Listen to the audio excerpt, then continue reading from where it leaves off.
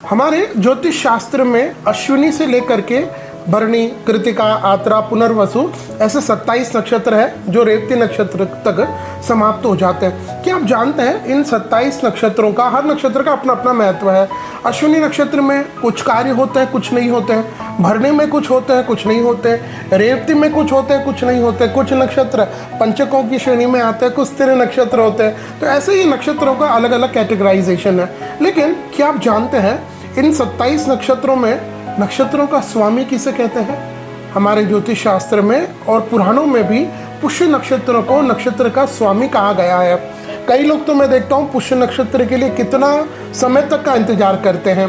पुष्य नक्षत्र जब आ जाता है तो यह दान पुण्य चैरिटी डोनेशन के लिए सर्वश्रेष्ठ माना गया है। अब काफ़ी लोग ठीक है इस दिन अपने शक्ति अनुसार, सामर्थ्य अनुसार शॉपिंग भी करते हैं, लेकिन यह शॉपिंग के लिए तो आपको अन्य दिन भी मिल जाएंगे। लेकिन पुष्य नक्षत्र जब आए तो इसे केवल आप खरीदारी, शॉपिंग तक, अपने निजी स्वार्थ के लिए तक सीमित न रखें।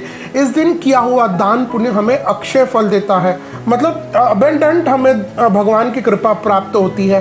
तो अगर हम चाहते हैं हमारे जीवन में वह धन स्थिर रहे, तो स्थिर धन कब रहेगा? जब हम उसका दान करते हैं, जब हम धन से अपने धन को चैरिटी में, डोनेशंस में लगाते हैं। तो इसके लिए पुष्य नक्षत्र हमारे कहते हैं सबसे अच्छा समय होता है।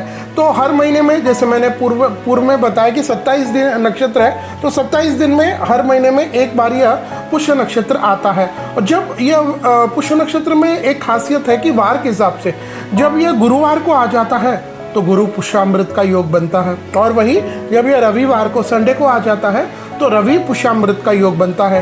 अब जब पूर्व से ही गुरुवार पुष्य नक्षत्र को ही हम लोग बहुत ज़्यादा बेनिफिशियल मानते हैं, मतलब बहुत ज़्यादा लाभदायक मानते हैं, लेकिन उसमें भी अगर गुरुवार को आ जाए और रविवार को आ जाए तो रवि पुष्यामृत का, तो गुरु पुष्यामृत का योग बनता है। यह तो आप समझे सोने में सुहागा हो गया। लोग इस दिन अपने नए कार्य को प्रारंभ करना है, कोई घर की रजिस्ट्रेशन करना है, वाहन की, भूमि की खरीदी करना, ऐसे अपने निजी के काम भी करते हैं। तो कुल मिलाकर के ठीक है वह कार्य भी हम करें, लेकिन इस दिन हम दान पुण्य में, धर्म की यात्रा में, धार्मिक कार्यों में हम अपने मन को लगाएं तो यह ज़्यादा श्रेष्ठ रहेगा। तो आइए जानते साल 2025 में अगस्त के महीने में यह पुष्य नक्षत्र कब रहेगा।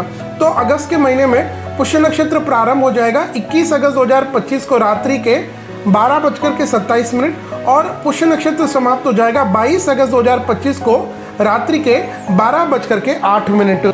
तो इसका मतलब आपको 21 तारीख को गुरुवार आ रहा है, और इस बार तो यह आप लॉटरी लग गई, ये समझ लीजिए। गुरु पुष्य नक्षत्र का योग है, साथ में सर्वसिद्धि अमृत सिद्धि का भी योग बन रहा है। तो जैसे मैंने पूर्व में बताया कि आप दान पुण्य आदि करने के अलावा अगर कोई बहुत लंबे समय से हम किसी अच्छे दिन की प्रतीक्षा कर रहे थे, हमें अपना नया व्यापार प्रारंभ करना है, तो यह भी हम कार्य को भी कर सकते हैं, सांसारिक कार्य को। लेकिन पूर्व में जैसे मैंने निवेदन किया था कि दान पुण्य में ही इस दिन को अधिक बिताएं। और साल 2025 में अगस्त के महीने में गुरुवार को गुरु पुष्य नक्षत्र का विशेष योग बन रहा है, जो और ज़्यादा हमें लाभ दे सकता है।